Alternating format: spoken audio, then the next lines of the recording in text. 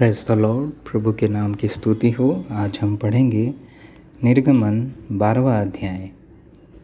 फिर यहोवा ने मिस्र देश में मूसा और हारून से कहा कि यह महीना तुम लोगों के लिए आरंभ का ठहरे, अर्थात वर्ष का पहला महीना यही ठहरे।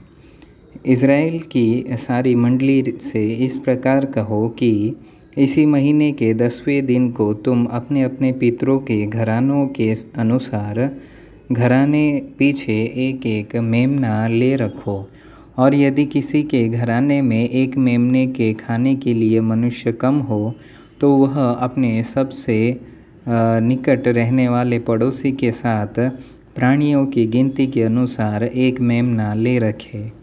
और तुम हर एक के खाने के अनुसार मेमने का हिसाब करना। तुम्हारा मेमना निर्दोष और महीने और पहले वर्ष का नर हो, और उसे चाहे भेड़ों में से लेना चाहे बकरियों में से। और इस महीने के 14वें दिन तक उसे रख छोड़ना, और उस दिन गोधूली के समय इज़राइल की सारी मंडली के लोग उसे बलि करें। तब वे उसके लोहू में से कुछ लेकर जिन घरों में मेमने को खाएंगे, उनके द्वार के दोनों अलंगों और चौखट के सिरे पर लगाएं। और वे उसके मांस को उसी रात आग में भूनकर अख़मीरी रोटी और कड़वे सागपात के साथ खाएं। उसको सिर, पैर और अंतड़ियों समेत आग में भूनकर खाना। कच्चा व जल में कुछ भी पकाकर न खाना। और उसमें से कुछ बिहान तक न रहने देना। और यदि कुछ बिहान तक रह भी जाए तो उसे आग में जला देना। और उसके खाने की यह विधि है कि कमर बांधे, पाँव में जूती पहने और हाथ में लाठी लिए हुए उसे फुर्ती से खाना। वह तो यहोवा का पर्व होगा, क्योंकि उस रात को मैं मिस्र देश के बीच में होकर जाऊंगा, और मिस्र देश के क्या मनुष्य क्या पशु सब के पहिलौठों को मारूंगा। और मिस्र के सारे देवताओं को भी मैं दंड दूंगा। मैं तो यहोवा हूँ। और जिन घरों में तुम रहोगे उन पर वह लहू तुम्हारे निमित्त चिन्ह ठहरेगा, अर्थात मैं उस लहू को देखकर तुमको छोड़ जाऊंगा। और जब मैं मिस्र देश के लोगों को मारूंगा, तब वह विपत्ति तुम पर न पड़ेगी और तुम नाश न होगे। और वह दिन तुमको स्मरण दिलाने वाला ठहरेगा, और तुम उसको यहोवा के लिए पर्व करके मानना। वह दिन तुम्हारी पीढ़ियों में सदा की विधि जानकर पर्व माना जाए। 7 दिन तक अख़मीरी रोटी खाया करना। उनमें से पहले ही दिन अपने अपने घर में से खमीर उठा डालना, वरना जो कोई पहले दिन से लेकर 7वें दिन तक कोई खमीरी वस्तु खाए, वह प्राणी इज़राइलियों में से नाश किया जाए। और पहले दिन एक पवित्र सभा, और 7वें दिन भी एक पवित्र सभा करना। उन दोनों दिनों में कोई काम न किया जाए, केवल जिस प्राणी का जो खाना हो उसके काम करने की आज्ञा है। इसलिए तुम बिना खमीर की रोटी का पर्व मानना, क्योंकि उसी दिन मानो मैंने तुमको दल दल करके मिस्र देश से निकाला है। इस कारण वह दिन तुम्हारी पीढ़ियों में सदा की विधि जानकर माना जाए। पहले महीने के 14वें दिन की सांझ से लेकर 21वें दिन की सांझ तक तुम अख़मीरी रोटी खाया करना। 7 दिन तक तुम्हारे घरों में कुछ भी खमीर न रहे, वरन जो कोई किसी खमीरी वस्तु को खाए, चाहे वह देशी हो चाहे परदेशी, वह प्राणी इज़राइलियों की मंडली से नाश किया जाए। कोई खमीरी वस्तु न खाना, अपने सब घरों में बिना खमीर की रोटी खाया करना। तब मूसा ने इज़राइल के सब परिवारों को बुलाकर कहा, तुम अपने अपने कुल के अनुसार एक एक मेमना अलग अलग कर रखो और फसल का पशु बलि करना, और उसका लहू जो तसल्ले में होगा उसमें जूफा का एक गुच्छा डुबाकर उसी तसले में से लहू से द्वार के चौखट के सिरे और दोनों अलंगों पर कुछ लगाना। और भोर तक तुम में से कोई घर से बाहर न निकले, क्योंकि यहोवा देश के बीच होकर मिस्रियों को मारता जाएगा।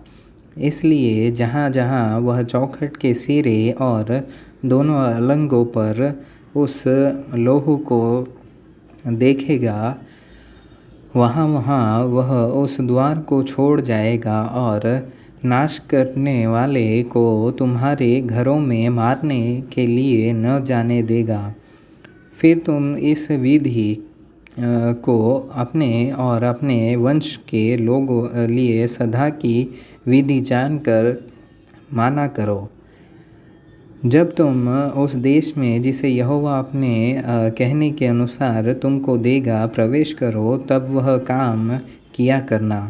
और जब तुम्हारे लड़के वाले तुमसे पूछे कि इस काम से तुम्हारा क्या मतलब है, तब तुम उनको यह उत्तर देना कि यहोवा ने जो मिस्रियों के मारने के समय मिस्र में रहने वाले हम इज़राइलियों के घरों को छोड़कर हमारे घरों को बचाया, इसी कारण उसके फसल का यह बलिदान किया जाता है। तब लोगों ने सिर झुकाकर दंडवत की और इज़राइलियों ने जाकर जो आज्ञा यहोवा ने मूसा और हारून को दी थी उसी के अनुसार किया। और ऐसा हुआ कि आधी रात को यहोवा ने मिस्र देश में सिंहासन पर विराजने वाले फ़िरौन से लेकर गड्ढे में पड़े हुए बंधुए तक सबके पहिलौठों को वरन पशुओं तक के सब पहिलौठों को मार डाला। और फ़िरौन रात ही को उठ बैठा और उसके सब कर्मचारी वरन सारे मिस्री उठे और मिस्र में बड़ा हाहाकार मचा, क्योंकि एक भी ऐसा घर न था जिसमें कोई मरा न हो। तब फ़िरौन ने रात में मूसा और हारून को बुलवाकर कहा, तुम इज़राइलियों समेत मेरी प्रजा के बीच से निकल जाओ और अपने कहने के अनुसार जाकर यहोवा की उपासना करो। अपने कहने के अनुसार अपनी भेड़ बकरियों और गाय बैलों को साथ ले जाओ और मुझे आशीर्वाद दे जाओ।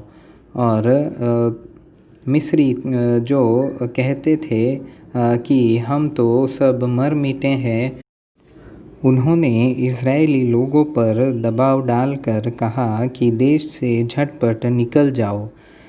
तब उन्होंने अपने गूंदे गुंदाए आटे को बिना खमीर दिए ही कटौतियों समेत कपड़ों में बांध के अपने अपने कंधे पर डाल लिया। और इज़राइलियों ने मूसा के कहने के अनुसार मिस्रियों से सोने चांदी के गहने और वस्त्र मांग लिए। और यहोवा ने मिस्रियों को अपनी प्रजा के लोगों पर ऐसा दयालु किया कि उन्होंने जो जो मांगा वह सब उनको दिया। इस प्रकार इज़राइलियों ने मिस्रियों को लूट लिया। तब इज़राइली रामसेस से कूच करके सुकोत को चले और बाल बच्चों को छोड़ वे कोई 6 लाख पुरुष प्यादे थे। और उनके साथ मिली जुली हुई एक भीड़ गई और भेड़ बकरी गाय बैल बहुत से पशु भी साथ गए। और जो गूंदा आटा वे मिस्र से साथ ले गए उसी उसकी उन्होंने बिना खमीर दिए रोटियां बनाई, क्योंकि वे मिस्र से ऐसे बरबस निकाले गए कि उन्हें अवसर भी न मिला कि मार्ग में खाने के लिए कुछ पका सके। इसी कारण वह गूंदा हुआ आटा बिना खमीर का था। मिस्र में बसे हुए इजरायलियों को 430 वर्ष बीत गए थे और उन 430 वर्षों के बीतने पर ठीक उसी दिन यहोवा की सारी सेना मिस्र देश से निकल गई।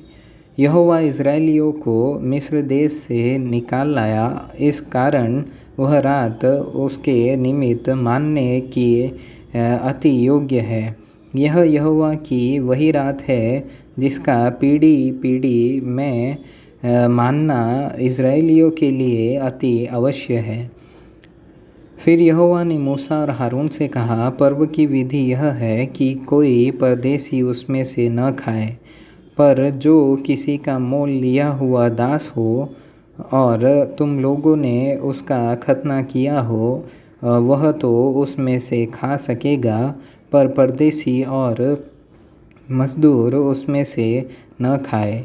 उसका खाना एक ही घर में हो, अर्थात तुम उसके मांस में से कुछ घर से बाहर न ले जाना और बलिपशु की कोई हड्डी न तोड़ना। पर्व का मानना इज़राइल की सारी मंडली का कर्तव्य कर्म है। और यदि कोई परदेशी तुम लोगों के संग रहकर यहोवा के लिए पर्व को मानना चाहे, तो वह अपने यहाँ के सब पुरुषों का खतना कराए, तब वह समीप आकर उसको माने और वह देशी मनुष्य के तुल्य ठहरेगा। पर कोई खतना रहित मनुष्य उसमें से न खाने पाए। उसकी व्यवस्था देशी और तुम्हारे बीच में रहने वाले परदेशी दोनों के लिए एक ही हो।